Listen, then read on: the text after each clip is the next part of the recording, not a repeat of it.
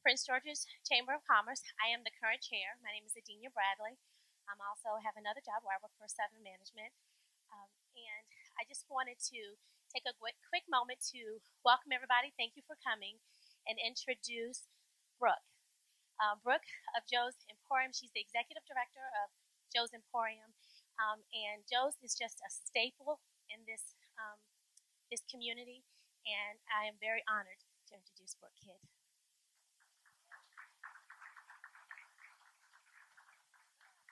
Good morning, welcome. We're all almost breathless because half the rooms just got in the door due to the traffic. But I'm so glad you're here today. Thank you so much. I want to give thanks to our dear supporters at BB&T, especially Craig Pascal. And if he and Eric could join me on stage. Good. Craig helped me conceive of this event 5 years ago. And Eric Lewis is my classmate from Leadership Greater Washington. And the two of them really do so much to support Joe's, and I'm really grateful. And they're going to do our introduction of Miss Alsobrooks. Good morning, everybody. So, I'm glad to be here again. Always a pleasure. I financed this project. Wow. Then it's one of my favorite projects. I've done Craig Pascal is Community Development Manager for BB&T. I've been doing community development banking for 20 years, and this is my favorite project. So over the years, I've seen the great impact that it's had on the community, the local community, the county, and the region, and the breadth and depth of services it provides, and the number of people it's reached over the years. And there's so many probably stories that she'll never hear about how she improves a child's life, an adult's life, and through their participation in programs here. And it's the stories that are not told and not heard that are probably the best stories at all, that about improving people's lives, and that's what Brooke does. And let's give her a round of applause. And all the wonderful staff and people at Joe's Mood Emporium. It's just been a pleasure to be associated with Joe's Mood Emporium for the last dozen years, and also to sponsor this breakfast. And Leadership Greater Washington does have a thread, so it was actually, I'm not going to introduce, I'm going to let my esteemed colleague, the market president, introduce her, but about 9 months ago, some Leadership Greater Washington colleagues called me and said they're having breakfast close by. Why don't we join them? And I said, I'll do that from where I live. And I thought I'd only be there for like 10 or 20 minutes and run down there and then run back home. And got down there, and there's this woman sitting there, and I didn't recognize her immediately, but she looked familiar. I thought I'd seen her on TV, and I said, well, who are you? And she goes, I'm Angela Alsobrooks. Oh, I know you. And so I ended up spending about an hour with her, because she told me, her goals and what she wanted to do county executive. I immediately was supportive. Thought she'd make a great county executive, but she's such a dynamic person. So I extended my stay just because that was such a great opportunity to get to know her more and her vision for the county. And it's just I'm so excited for the county. There's so much going on with the Purple Line, but I know that her heart is with the county and the people in the county. So I'm really excited about the future in the county, and make sure you take care of Joe's when you're But let me introduce a great colleague who probably knows her more, and is our president for Montgomery and Prince George's County. And they have some exciting change too. It's a big change in the suburban Maryland region now. But I'm sure you're going to do much more things for the county. I'm just kidding. For the Montgomery County. Just kidding. Just kidding. No. The competition begins. Just kidding. But with that, thank you all for coming today. I knew I should have went first. It's always hard following Craig. But thank you. Again, I'm Eric Lewis, and it's, again, a pleasure to be here. BB&T's core mission is to make the communities that we work in a better place to live. And in the 5+ years that I've known Brooke, I really can't say that I've met anybody that embodies that same mission as much as Brooke, as for what she's done here in the Arts District And I have to apologize to Brooke because it took me too long to understand that Joe's Movement Emporium is a double entendre, and that is not just about dance. This place really is a movement, and you've been a fabric of the community here in making all the citizens in this area just help it make Joe's and the surrounding community what it is today and what it will be, most importantly. So again, thank you all for being here. Thank you for continuing to support. And without further ado, I am so happy to introduce the new County Executive for Prince George's County, Miss Angela Alsobrooks.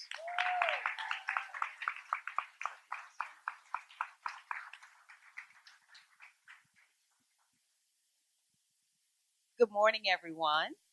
I'm so happy to see all of you all, and I have to tell you, I'm so thrilled to be here with Brooke. Isn't she amazing? I think we should give her a round of applause. Been looking forward for a long time to have the opportunity to come over and to officially work with Joe's Movement Emporium. And this morning, I think, signals the beginning of that. So I want to thank you so much, Brooke, for inviting me. I also want to thank Michael Herman, who is here. We've been colleagues now for over 21 years. We started as prosecutors.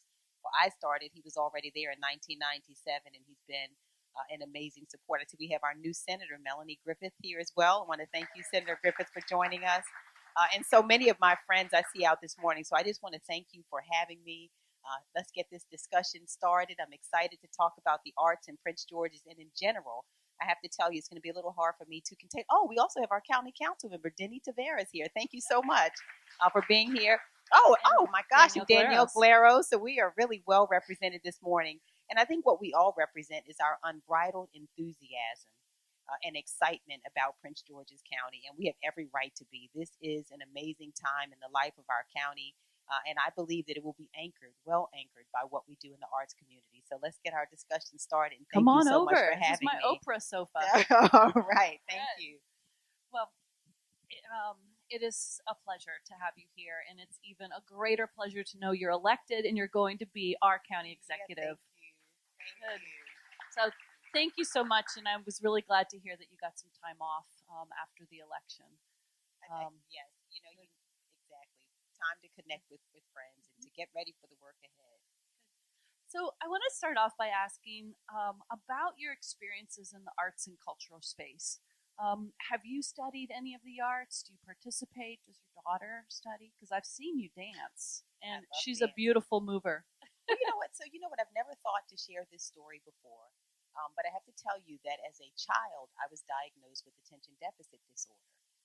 And my pediatrician recommended to my parents that they thought maybe I should be put on a regimen of medication. And my parents decided that they would try other things instead. And part of what they did was to enroll me in the Howard University Children's Theater. So I began theater at 8 years old, where I really engaged in a whole area of not only dance, but song and theater. They changed my diet, and that changed my life. Wow. And so I know the power of theater. I know the power of the arts. And I can say, and I just never remember to even share that story, how it really changed my life as well. Gave me an outlet, it combined with the change in diet. But I know that that's what the opportunity that we have for every child is to find a way to enrich not only that child, but to add to the child's family. And so that's what we do with the arts to create. And what it did for me was to really stoke the creativity that I had. I find that what made me a strong prosecutor really was the theater in me. Mm-hmm. Was the theater in me. And so it did help me to really hone the skills that I already had, the gifts. It built confidence. And so we just have that opportunity, I think, with every child, and it just does so much for communities. Wow, that's a powerful story because the performing arts training is just great human development. And it clearly reads in your diction and your poise and your comfort as a public speaker. And I know, for me, that's what attracts. I hear your message because you have the expressive skills. And I think that has made you so accessible. And I just really appreciate that in your body and in your spirit. So the arts are there. I have always loved the arts, and you did ask the question about my daughter, and I have to tell you what a beautiful artist I have in my household. Oftentimes I have to tamp it down a bit because if I don't stop her, I mean, it's in everything that she does. She writes, she dances, it's really in her. And one of the traditions that we have come to love, she's been involved here in Prince George's in the Cheverly Young Actors Guild. Oh, wonderful. She spent several summers at the Public Playhouse where she's been able to be involved in camp there. But she's a person who has also benefited greatly from the arts. It is who she is. I see it in her every day as well, and it has helped her not only in her analytical skills, but she's a person who also presents with lots of confidence. So it is my job, and I think the job of every person here to make sure that we provide that for every child under the sound of our voice, to make the arts more accessible to every child, not just the children like my daughter who would have a parent who would know the power of the arts. But I think it is my desire and goal, and I have to tell you, I'm so excited about this, to not only provide the arts to every child, but to provide more venues throughout the county where we can enjoy together the beauty of the arts, from the orchestra. I've been saying, that I can't wait to bring more and more of this to Prince George's County, and this is what we'll do together. I'm swooning. Wow. Yeah. I mean, that's the vision that we need, and that's powerful. Another powerful statement. So, how do you think arts education is a link to job readiness that will help fuel a really awesome workforce in this county?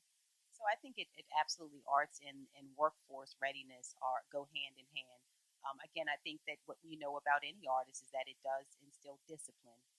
But it also, as mentioned a moment ago, that creativity that it creates is transferable to many of the jobs that we will see coming to Prince George's County. We have so much potential as a county, so many different sectors that we're developing, but I believe that the arts and children, analytical skills, the creativity, the discipline that it requires, the interpersonal kind of skills that it creates, are all the things that I believe will make our kids workforce ready. And I think, you know what, the other thing it does, and I don't think there's any way to minimize this, I think one of the struggles that many of our kids have had is that we have not identified some of the stressors that our children experience. I think there's something really healing that comes with the arts as well, and that makes us as whole people better individuals. And the arts have such a beautiful way of doing that. And so I believe the arts are healing, that it brings people closer together and develops in us those interpersonal skills that we often lose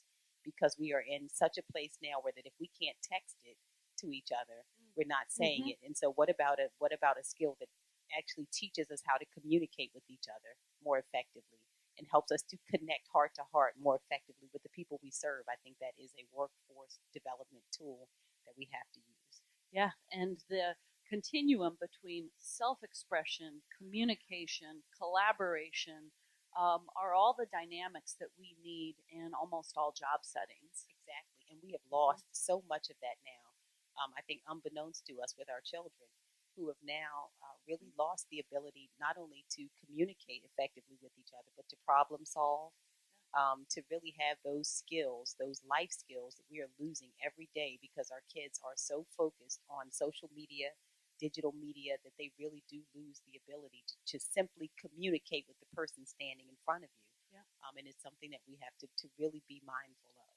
And our schools are really working to ensure there's arts training within the day, and it's a difficult balance to make. That's why our programs we pick up at the end of the school day, but we still are finding so many children that have never had access to any arts training, and families want it. They want it so much. Well, we should want it. You know what? Arts training completes our education. Yep. Can you imagine what happens if we send out into the world a whole group of people who may be able to add and divide, but again, are people who just cannot experience what the arts provides for us? And so I think that it completes our education, creates more well-rounded people. And I think at the end of the day, in every sector, that's what we want: a well-rounded workforce, a well-rounded community. And that's what the arts provides us. And some companies use the arts, for the adults that are there, that it's not just a moment to have before you're 18, but that it's a lifelong thing. So Chip Posick from 2U, he stages a dance break at their company. And they take a moment to just put on music and as a team dance. And that's so exciting, isn't it? Oh, I like that idea. Yeah. Gina, write that idea down. We can, if you'd like, we can help facilitate that for your office. Oh, that would be great. Good. And you know what? And the people who work with me and Gina, I want to thank who's here and our whole team. They will tell you that we do actually, we enjoy, as you've mentioned, there are a few spaces I go to, I have to confess, where if the music comes on, I don't dance. I find it as an expression of joy. And the thing that I learned, even in my space, in a courthouse setting, if you can believe it, that joy translates to the people in the office, and you know, joy is contagious. And so, in the work that we do, as hard as it can be, and we saw our share of dark days in that courthouse. We heard our share of dark stories, but there is something that joy is contagious, and that we have joy in the work that we do, even when it's very difficult. I like the dance break. I think we need that in the government. All right. We'll set it up. Regular things. Good. Are there any other ideas that you can think of or dream of, and how the arts and cultural sector can benefit business?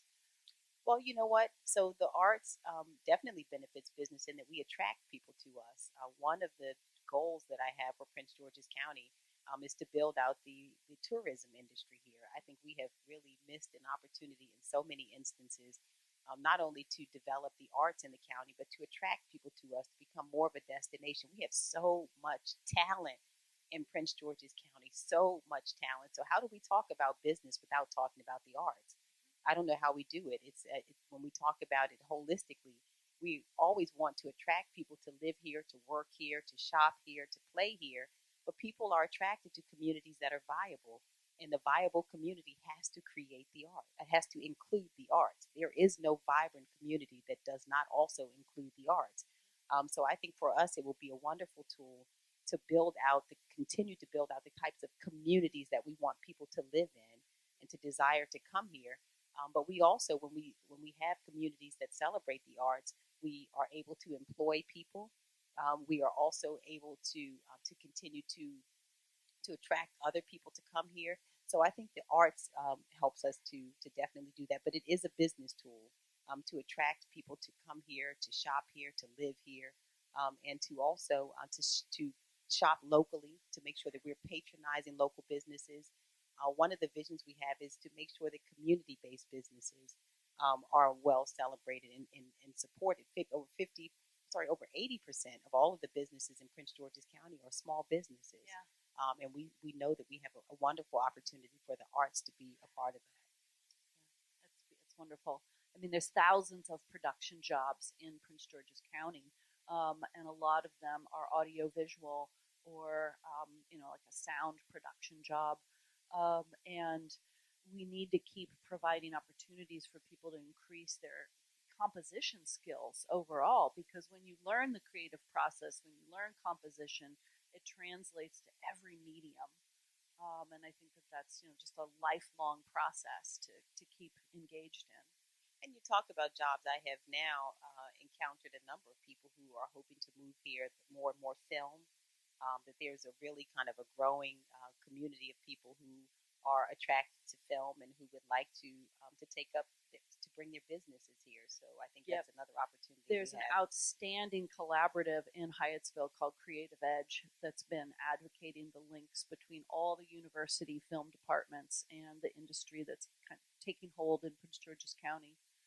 Now that House of Cards is over, we've got an opportunity for the new Netflix special. Exactly. And and I have to say this, this is the reason, Brooke, that you are so valuable. It is the reason that the folks who are assembled here are so valuable, is because we understand that all of these opportunities are ones that we will take advantage of together.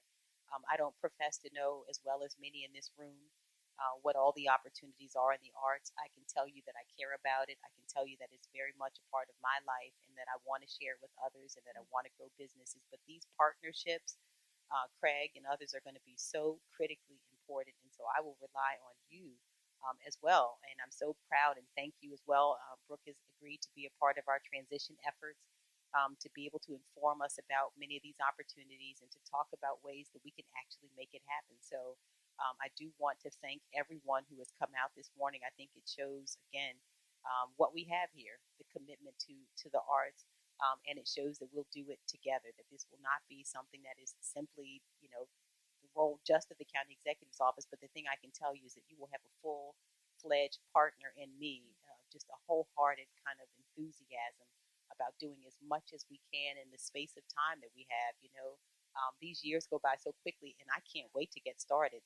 So Danielle and Denny and all the rest of us, and Melanie, starting on December 3rd for the ones of us on the council, and starting in January, we have a whole plate full, and we're really eager to work with this community to make sure that we make come to fruition all of these opportunities. Thank you so much. Do we have time to take a couple questions?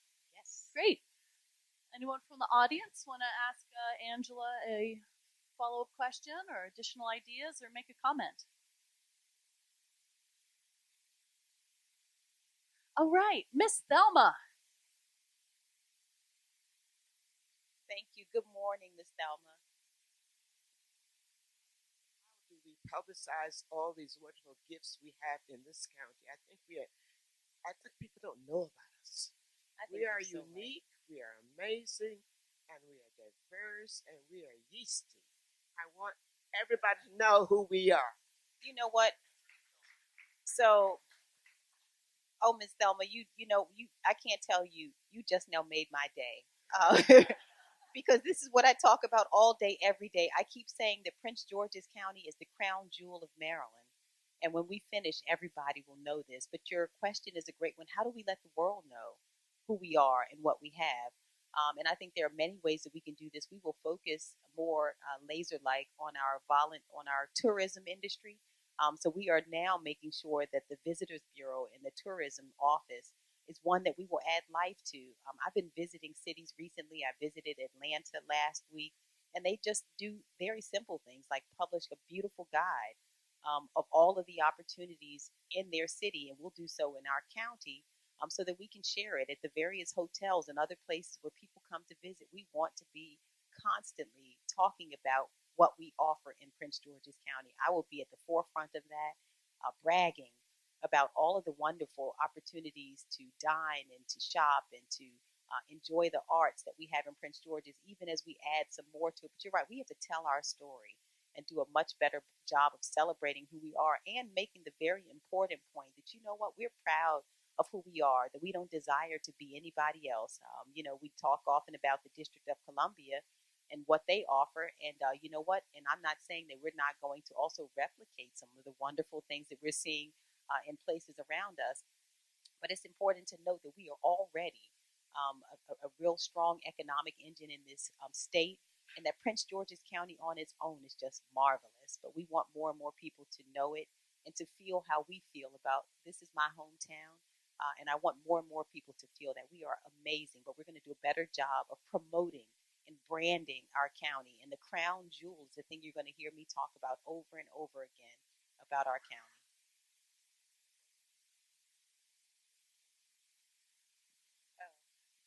Mike, you're telling our age. I remember Phil Donahue, right? You talk, yeah. He's I was on the Donahue Show in 1991. Of course, it was a job as a go-go dancer. Oh, wow. Yeah. Hi, congratulations, Ms. Thank Alsobrooks. you. My name is Jane Hirschberg, and I'm the Assistant Director for Campus and Community Engagement at the Clarice over at the University of Maryland. We do a lot of work with the Prince George's County Schools, and I know that the previous superintendent was very committed to having arts be integrated as much as possible into the curriculum of the schools. Excuse me. And I'm just wondering what your vision is for continuing that great legacy of strengthening arts education in Prince George's County. We still have several schools that have art once a week or something like that.